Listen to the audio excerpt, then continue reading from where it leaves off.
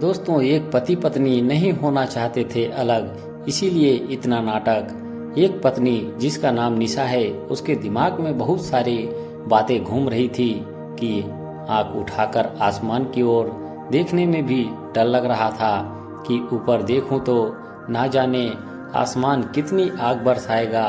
वो भी तो नाराज था ना, क्या करती, गलती तो कर ही बैठी थी, छोटी मोटी नहीं बहुत बड़ी।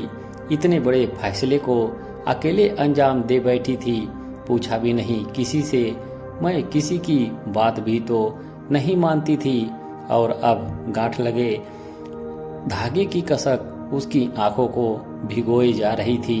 काश एक बार तो रवि से पूछा होता, वह समझाता, बोलता, बस मैं ही नहीं मानी थी।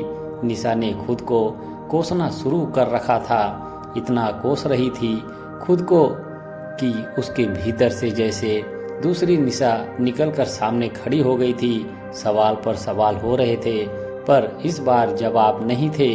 कुछ सवालों के जवाब नहीं होते ना। बस उसी तरह रोते रोते ना जाने कब आंख लग गई, होश ही नहीं था।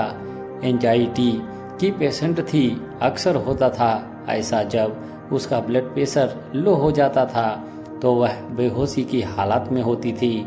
कल से कुछ खाया नहीं था और वह जब गहरी नींद में ना जाने कौन से लोक में पहुंची बैठी थी।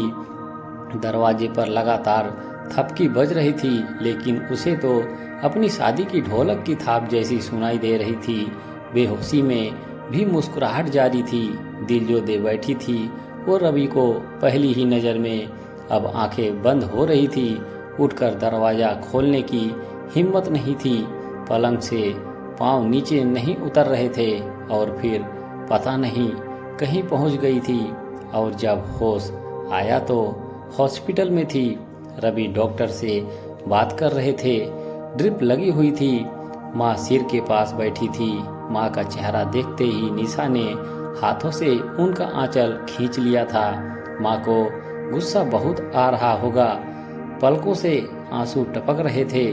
माँ के कुछ कहने से पहले ही रवि ने कहा, अब बस आराम करो, हम सब यहाँ ही हैं और तुम्हारा काम। धीरे से पूछ ही बैठी थी। वो बोला, छोड़ाया अपनी पगली के लिए, तुम्हें छोड़ने से तो यही अच्छा है। माँ उठकर मुस्कुराती हुई बाहर चली गई थी। रवि, सॉरी, सुनो वो डिवोर्स पेपर। रवि बोला, साइन करके भिजवा दिए, पर किसे? तभी डॉक्टर राउंड पर आ गए। रवि के कंधे पर हाथ रखकर बोले, young man, non see is fine, discharge paper ready है, सारी कार्रवाई कर लो। कुछ ही देर में रवि सहारा देकर निशा को कार तक ले आया और माँ रास्ते भर चुपचाप बैठी रही और कार रुकते ही सोसाइटी के मंदिर में दर्शन करने चली गई। घर आते ही रवि ने निशा को गोद में उठाकर लिफ्ट में जैसे ही कदम रखे, निशा फपक कर रो पड़ी। रवि, तुम सच में बहुत अच्छे हो। रवि बोला, हाँ पता है, और हाँ मैडम, मुझे कल से नई नौकरी ढूंढने जाना होगा। अब अपना ध्यान खुद रख लेना। निशा बोली, क्या सच में जॉब छोड़ाए? मैं तो यहाँ से खुद सुबह ही डिजाइन करने की सोच रही थी। तभी माँ प्रसाद और सामान रखती हुई बोली, दोनों ही पागल हो। निशा, माना तुम्हें प्रमोशन मिली थी और रवि को ट्रांसफ़र, पर ये क्या बात हुई कि तुम जॉब ना छोड़कर रवि पर दबाव डाल रही थी? और अगर मान भी लो रवि अपनी प्रमोशन छोड़कर यहीं रुक जाता तो जिंदगी भर की खटास बनी रहती।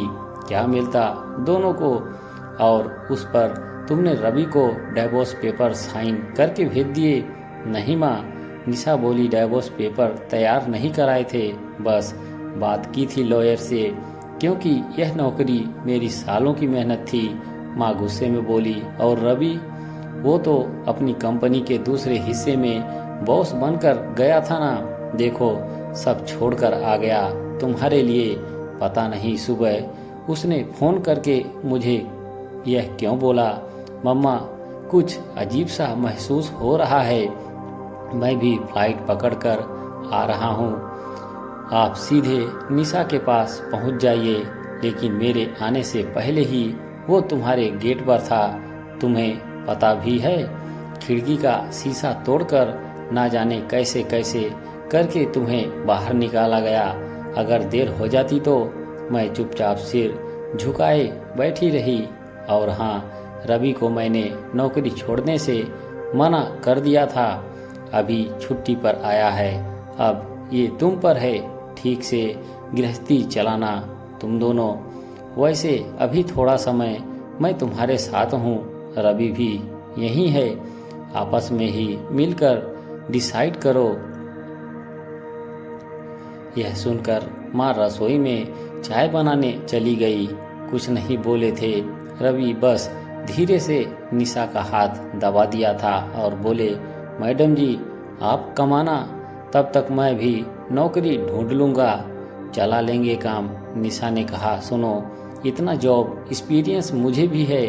अब तुम जहाँ मैं वहाँ, अब अलग नहीं है हमारा जहाँ। दोस्तों, यह पति पत्नी की कहानी कैसी लगी कमेंट बॉक्स में अपनी अपनी राय जरूर लिखें। हमारे चैनल से जुड़े रहने के लिए आप सभी का धन्यवाद।